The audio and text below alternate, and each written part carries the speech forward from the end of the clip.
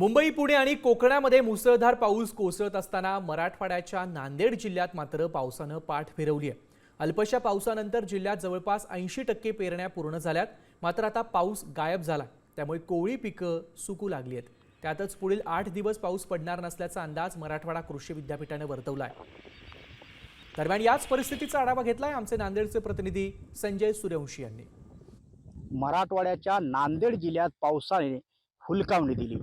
अल्पशा पावसाच्या भरोशावर नांदेड जिल्ह्यातील शेतकऱ्यांनी पेरण्या केल्या, परंतु आता पेरण्या केलेलं हे पीक जे आहे ते जमिनीच्या वर आलं, परंतु पाऊसच नसल्याने हे पीक जे आता धोक्यात येण्याची शक्यता आहे। नांदेड जिल्ह्यात 80% क्षेत्रावर पेरण्या झालेल्या आहेत, परंतु नांदेड जिल्ह्यात म्हणावा तसा पाऊस झालेला नाही। आतापर्यंत 22% इतकाच पाऊस नांदेड जिल्ह्यात झालेला आहे।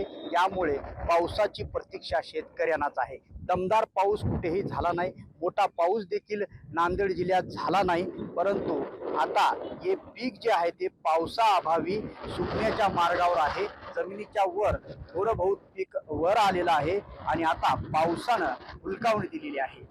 संजय सूर्यवंशी, साम टीव्ही न्यूज, नांदेड।